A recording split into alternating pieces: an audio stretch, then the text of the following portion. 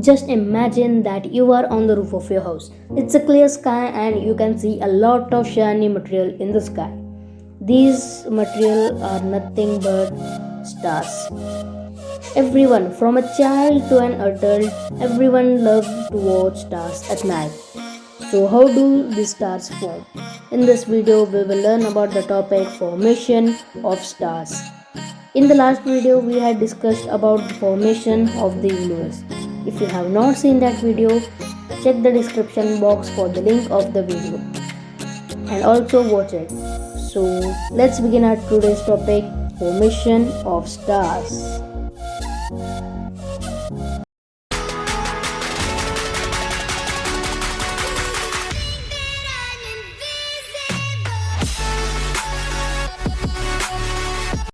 When we look at the stars in the night sky, we are not just looking at the stars, but we are actually looking back in time.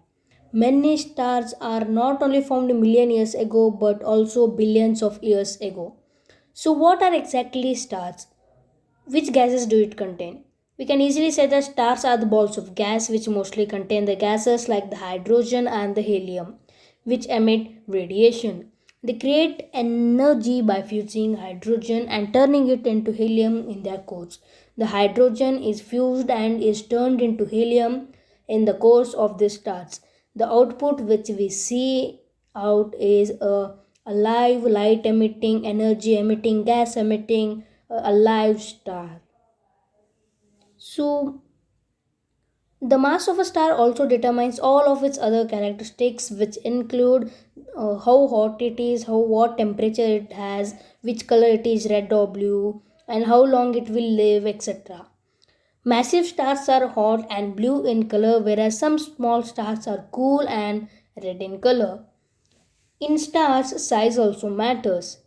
How? Small stars continue to burn for hundreds of billions of years. The largest stars, about 100 times than the mass of a sun, or into 100 of a sun, live shorter lives, burning out after a few million years and dying with a bang or an explosion. They become exploding supernova that may leave many gases in the universe, and also new stars can be created out of this left gas. So let us understand clearly the formation or the birth of a star. Stars are born from enormous dense clouds of gas and dust. The process of the star formation may be triggered if something disturbs the cloud. It may be a collision of a cloud with another cloud or a shock wave from the supernova explosion. Then what happens? The interstellar cloud breaks up into fragments. Now the unstable cloud breaks up into fragments of different size and mass. The most of them, or the 90% of it, is pulled by its own gravity into tight clumps.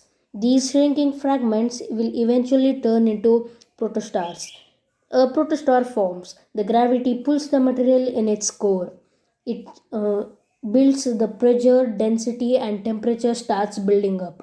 The more matter the original cloud fragment contained, the greater the temperature and price rise as the protostar develops.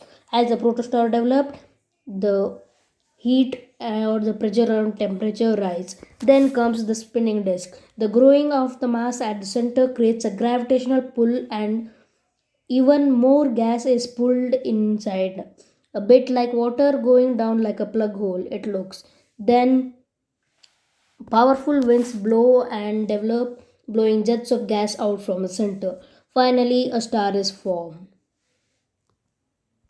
Squeezed by the force of gravity, the protostar's core becomes so hot and dense that the nuclear reaction occurs and the star begins to shine in the galaxies or in the universe.